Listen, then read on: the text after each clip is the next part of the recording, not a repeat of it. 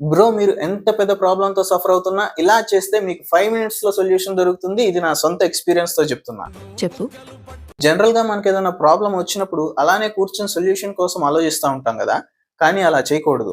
ఏదైనా ప్రాబ్లమ్ వచ్చినప్పుడు ఎక్కువ స్ట్రెస్ తీసుకోకుండా ఏదైనా ఒక పార్క్‌లో కానీ లేదంటే ఇంటి పైన కానీ అలా జస్ట్ వాక్ చేస్తూ సొల్యూషన్ కోసం ఆలోచించాలి. ఈ వాక్ వల్ల లాజికల్‌గా థింక్ చేసే left side of the brain and క్రియేటివ్‌గా థింక్ చేసే right side of the brain ఈ 2 ఎఫెక్టివ్‌గా కమ్యూనికేట్ చేసుకుంటాయన్నమాట. ఈ కమ్యూనికేషన్ వల్ల ప్రాబ్లమ్ సాల్వింగ్‌కి హెల్ప్ అవుతుంది. ఇంకా ఈ వాక్ వల్ల మన స్ట్రెస్ హార్మోన్ లెవెల్స్ డ్రాప్ అవుతాయి. మోటివేషనల్ హార్మోన్ లెవెల్స్ పెరుగుతాయి.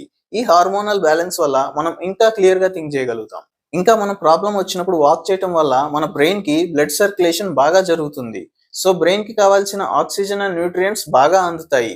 సో వీటన్నిటి వల్ల మన ప్రాబ్లమ్‌కి సొల్యూషన్ తొందరగా దొరుకుతుంది. స్టాన్ఫోర్డ్ యూనివర్సిటీ స్టడీలో ఇది ప్రూవ్ అయింది కూడా. స్టీవ్ జాబ్స్, ఐన్‌స్టీన్ లాంటి పెద్ద పెద్ద వాళ్ళు కూడా ఆఫీస్‌లో వాకింగ్ మీటింగ్స్ కండక్ట్ చేసేవాళ్ళంట. ప్రాబ్లమ్స్‌కి తొందరగా సొల్యూషన్ దొరుకుతుందని. సో నెక్స్ట్ టైం మీకు ఏదైనా ప్రాబ్లమ్ వచ్చినప్పుడు సొల్యూషన్ కోసం ఎక్కువ స్ట్రెస్ తీసుకోకుండా అలా వాకింగ్ చేయండి. సొల్యూషన్ దానంతట అదే వస్తుంది. ఈ మాత్రం హింట్ ఇస్తే చాలు చెలరేగిపోతారు. ఈ రీల్ నచ్చితే ఒక లైక్ చేయండి. అలాగే మీ ఫ్రెండ్స్ అండ్ ఫ్యామిలీ అందరికీ షేర్ చేయండి. ఎందుకంటే ఇది అందరికీ ఉపయోగపడుతుంది కాబట్టి.